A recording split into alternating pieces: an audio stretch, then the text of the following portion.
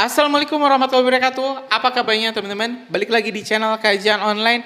Setelah kemarin teman-teman ini sidang Hasto Kristianto berjalan dengan sangat panas karena jaksa KPK memberikan berbagai bukti-bukti baru, berbagai bukti-bukti otentik yang bikin kubu Pak Hasto ini ketar-ketir. Bagaimana tidak teman-teman? Di video sebelumnya kita juga telah tampilkan bahwa jaksa ini tiba-tiba mempunyai file yang sangat rahasia berupa foto yang di sana itu ada Harun Masiku, ada Hasto Kristianto yang tengah berdiskusi, teman-teman. Mungkin ini penjelasannya diskusi soal bagaimana caranya agar Hasto ini Harun ini mohon maaf, bagaimana caranya Harun ini bisa menjadi anggota DPR RI, padahal Harun bukanlah teman-teman ini pemilik suara terbesar kedua. Yang pemilik terbesar suara kedua yaitu adalah Bu Rizky. Nah, kemarin teman-teman kita juga telah tampilkan informasi-informasinya dan hari ini kita mau mendengarkan respon dari Sekjen PDP Hasto Kristianto berserta kuasa hukumnya. Jadi ini cukup menarik juga karena walaupun teman-teman berbagai bukti-bukti telah ditampilkan oleh jaksa KPK, tapi ini kubu Hasto rupanya belum menyerah, tidak menyerah untuk membela junjungannya, membela kliennya ini. Karena ya jelas kalau misalnya Pak Hasto ditangkap, bonus miliaran gak akan cair. Jadi gak akan ada itu yang bayar para kuasa hukumnya yang sudah mati-matian membela Pak Hasto siang, pagi, hingga malam.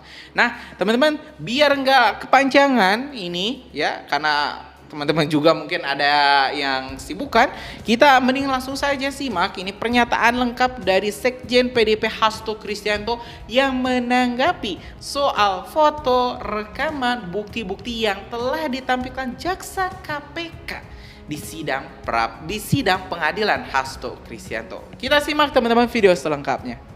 Ya, baik, terima kasih rekan-rekan semuanya. Jadi dari kesaksian saudara Saiful Bahri atas pertanyaan jaksa penuntut umum tadi menunjukkan proses daur ulang itu nyata. Mengapa? Karena yang dibacakan di dalam BAP yang menjadi panduan dari jaksa itu adalah suatu akrobat hukum, di mana keterangan-keterangan saksi yang di dalam BAPK, jadi BAPK itu pada tahap penyelidikan, pada tanggal 8 Januari itu yang kemudian diangkat kembali. Padahal ketika saudara Arief penyidik KPK menjadi saksi, dia dengan jelas mengatakan fakta-fakta di dalam putusan yang kami tanyakan, putusan nomor 18 dan nomor 28. Nah sehingga ketika BAPK itu kemudian dihidupkan kembali, di mana itu bertentangan dengan putusan yang ada di dalam nomor 18 dan 28, maka itulah yang kemudian terkesan bahwa di dalam informasi-informasi yang disampaikan itu sebagai suatu proses daur ulang dari awal kejadian pada tanggal 8 Januari tersebut. Dan di dalam BAPK tersebut yang dihidupkan kembali adalah fakta-fakta yang cenderung memberatkan saya. Maka disitulah terjadi suatu konflik of interest. Karena hal-hal yang lain itu tidak disebutkan. Misalnya bagaimana saudara Saiful Bahri terus-menerus oleh saudara Harun Masiku didesak, bahkan yang bersangkutan mengatakan dengan cara apapun termasuk supporting dana. Itu tidak diangkat di dalam BAP yang bersumber dari BAPK tersebut. Maka saya katakan inilah suatu akrobat hukum. Terima kasih. Yang lain silakan. Tadi kan yang salah satu yang juga jadi fokus itu yang memberatkan adalah berkaitan soal dana 600 juta rupiah yang sebetulnya kalau lihat chatnya itu Mas Hasto bilang 200 juta itu untuk program penghijauan. Nah itu sebetulnya apa betul 400-nya itu sesuai dengan yang disampaikan oleh Bu Menteri bahwa itu untuk Harun Masiku atau memang sebetulnya 600 jutanya itu full untuk program penghijauan, Mas? Jadi nanti akan terungkap ketika giliran dari penasihat hukum kami yang akan menanyakan hal tersebut. Terkait dengan program penghijauan, kalau rekan-rekan pers datang ke DPP, itu kan ada vertical garden. Nah itu dibangun dalam rangka ulang tahun PDI Perjuangan tanggal 10 Januari 2020, di mana saat itu bertepatan dengan Hari Bumi. Nah sehingga program penghijauan tersebut memang dilaksanakan. Nah sebelumnya saudara Saiful meminta untuk mengerjakan hal tersebut. Namun karena kejadian tanggal 8 Januari akhirnya hal tersebut tidak jadi dijalankan. Jadi memang budgetnya harusnya 600. Budgetnya lebih dari 600, jadi ya sekitar 600-800 yang disetujui oleh bendahara. Itu ada di dalam keterangan persidangan ketika saya menjadi saksi di bawah sumpah dalam perkara nomor 18 dan 28. Selanjutnya tim hukum silakan. Iya, gini ya, saya kira saya sebelum bicara tentang fakta, ada satu hal yang Saiful katakan terakhir tadi, bahwa dia seolah-olah mendapat tekanan. Ya. Kalau kita lihat BAP-nya Saiful, ketika dia diperiksa pertama sekali oleh penyidik, ya, tanggal 8 Januari 2020, yang BAP tahun 2025 ini, dia diikuti oleh sejumlah orang karena ditunjukkan foto-fotonya. Ya, dan itu ditanyakan kepada dia, ya, apakah ini fotonya dia atau bukan. Jadi sebenarnya kalau kita lihat dari sisi itu, ada orang yang melakukan intimidasi terhadap Saiful sebelum pemeriksaan dia sebagai saksi dilakukan di KPK. Ya, juga termasuk soal transfer dana ke istrinya juga ditanya.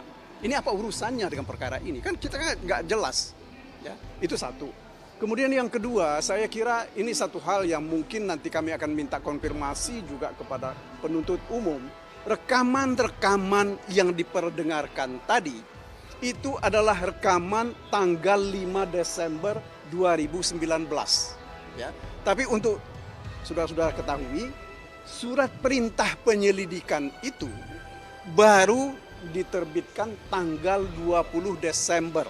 Ketika hari pergantian pimpinan KPK lama dengan pimpinan KPK baru. Ya. Ini artinya seperti saya dari kemarin saya selalu katakan bahwa ini memang ada orkestrasi yang dibuat sedemikian rupa untuk mengungkapkan fakta-fakta yang tidak benar, ya, atau fakta-fakta yang tidak ada dasar hukumnya untuk diungkap dalam perkara ini. Yang penting kan ini buat orang-orang tertentu bahwa yang penting Mas Hasto ini salah, ya kan? Ini kan yang penting buat mereka. Tapi nanti ya saya kira kami akan coba nanti akan dalami persoalan ini bukan hanya terhadap Saiful, mungkin terhadap saksi-saksi yang lain. Tetapi itu tadi kira-kira menurut hemat saya yang perlu mendapat perhatian. Karena kita nggak mau proses persidangan ini digunakan untuk menghukum orang tidak bersalah dengan fakta-fakta dan bukti-bukti yang tidak benar. Atau fakta-fakta dan bukti-bukti yang tidak ada dasar hukumnya. Saya kira itu yang bisa saya sampaikan. Bantahan pencatutan itu, Pak, tadi kan disampaikan bahwa dia tidak mencatut nama Mas Hasto begitu, bahwa itu fakta. Nah, itu apakah juga bagian dari tekanan yang mungkin terjadi sama Saiful Bahri? Saya kira soal penggunaan nama orang lain, kita bisa dengar dan kita bisa ulang keterangan-keterangan dari Doni dan Tio. Bagaimana saudara Saiful mengatasnamakan siapapun, ya, termasuk terutama sekjen, kalau ketika dia berbicara dengan siapapun. Ada satu hal lagi saya kira yang kita tidak pernah jelas betul, apakah Pak Hasto itu pernah menyampaikan kepada saudara Saiful atau kepada saudara Doni bahwa uang ini adalah untuk Wahyu. Ya. Karena ini kan yang dikatakan suap itu memberi hadiah atau janji. Yang kita dengar tadi adalah bahwa itu dana talangan.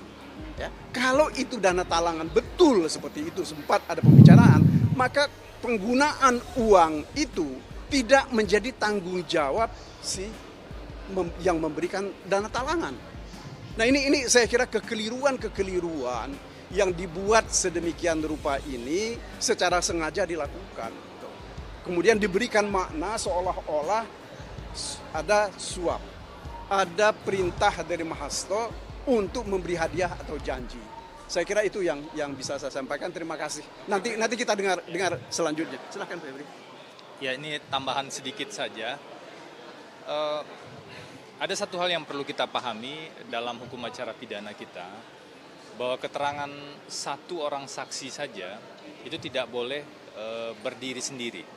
Jadi keterangan satu saksi saja itu tidak bisa dijadikan dasar untuk menyatakan seseorang bersalah, apalagi kemudian menghukum seseorang. Itu yang perlu dipahami. Kenapa ini penting? Karena dari setengah hari sesi pemeriksaan saksi Saiful Bahri ini, kami mencatat cukup banyak pertentangan dan kontradiksi dengan keterangan saksi-saksi yang lain yang sudah diperiksa sebelumnya. Ada 13 orang saksi yang sudah diperiksa sebelumnya dari berbagai unsur, dan kami mengidentifikasi cukup banyak pertentangan-pertentangan tersebut. Termasuk diantaranya terkait dengan sumber dana 400 juta, kemudian pertemuan-pertemuan yang dilakukan, dan juga arahan-arahan yang seolah-olah dituduhkan itu berasal dari Pak Hasto.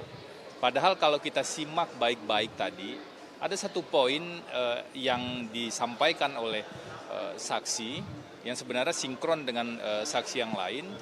Kalau benar pertemuan antara Pak Hasto terjadi dengan Saiful Bahri dan Doni, sebenarnya tidak ada arahan sama sekali terkait dengan penggunaan dana dalam pengurusan Harun Masiku di KPU tersebut. Tidak ada sama sekali, dan yang menafsirkan kemudian adalah Saiful Bahri, dan yang membicarakan tentang berapa dana operasional dan lain-lain adalah Saiful Bahri dan Doni. Nah, ini yang muncul tadi, tapi seolah-olah kami melihat seolah-olah ada upaya untuk mengkaitkan satu dengan lain halnya. Jadi beberapa fakta tercecer kemudian dihubung-hubungkan atau dikait-kaitkan yang tujuannya tentu saja untuk membangun kesimpulan sesuai dengan dakwaan. Padahal kami melihat hal tersebut adalah hal yang berbeda. Perlu kita pahami dan kita pilah secara jernih. Keputusan dan instruksi partai adalah sesuai dengan putusan Mahkamah Agung dan juga fatwa Mahkamah Agung, menjalankan langkah hukum yang konstitusional agar suara yang masuk kepada caleg yang meninggal dunia itu masuk ke partai, dan kemudian partai memutuskan siapa yang berhak menerima itu. Ada proses sejak awal yang sudah dilakukan secara hukum, sah dan konstitusional. Tetapi di tengah jalan, nah ini yang harus dipilah secara jernih. Di tengah jalan ada pihak-pihak tertentu yang tiba-tiba punya ide atau menyalahgunakan situasi atau apapun juga, yang kemudian bicara soal ini dana operasionalnya berapa. Jadi kita harus urut sejak awal nih. Perintah partai yang kemudian disampaikan oleh Pak Hasto selaku sekjen adalah di jalur hukum, dan itu memang hak konstitusional partai. Jangan sampai kemudian ini yang dicampur adukan, sehingga kita betul-betul perlu secara clear, secara jernih melihat siapa yang melakukan apa dan pertanggungjawabannya bagaimana. Nah, poin terakhir yang kami juga terus mengingatkan, selain secara jernih memilah mana yang merupakan langkah konstitusional, yang merupakan langkah partai dan yang dilakukan oleh Pak Hasto selaku sekjen, dan mana yang kemudian langkah pihak lain yang mengambil keuntungan sendiri, ada hal lain yang juga harus dipilah, mana yang fakta-fakta yang relevan, mana fakta yang tidak relevan tapi dicampur adukan, dan mana yang sebenarnya adalah kesimpulan. Kalau teman-teman semua, kita semua menyimak dari persidangan pertama, kesimpulan, asumsi itu dicampur adukan dengan fakta, seolah-olah kesimpulan dan asumsi itu sendiri adalah fakta yang dijelaskan oleh para saksi. Nah, ini berbahaya bagi persidangan ini untuk mencari kebenaran material, dan berbahaya sebenarnya bagi penegakan hukum kita dalam skala yang lebih besar.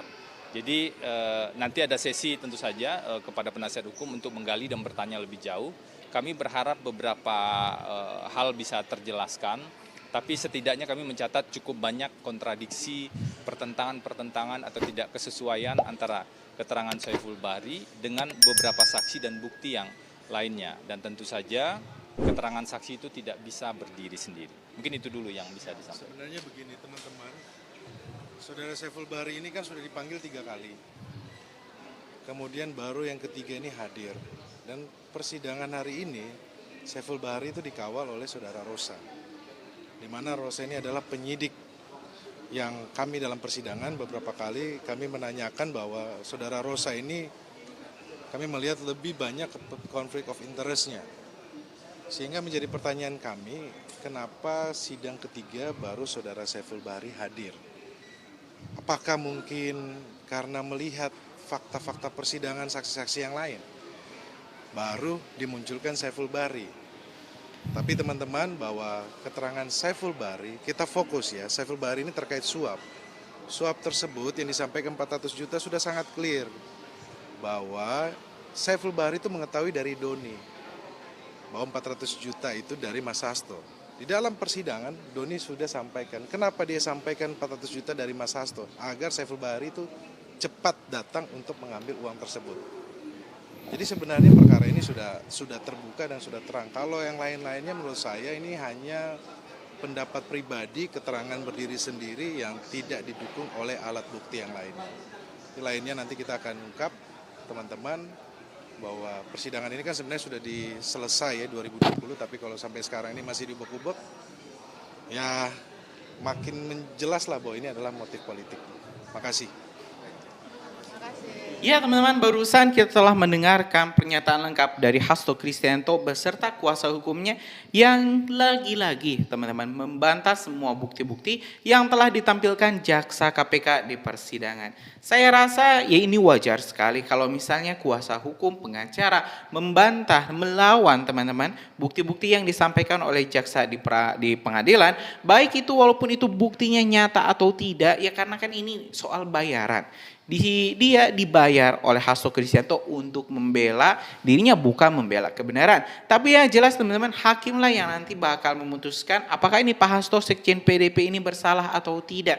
Jadi ya jangan buru-buru kita menentukan, biar bukti-bukti lain teman-teman disampaikan oleh KPK. Karena saya juga tidak menduga ini KPK kok bisa teman-teman punya file rahasia yang hanya dimiliki oleh Harun Masiku berupa foto yang sangat otentik di mana ada Hasto, ada Harun, dan juga ini Saiful Bahri yang tengah berdiskusi bagaimana caranya menyusun rencana agar suap ini bisa membuat Harun ini diterima menjadi anggota DPR RI.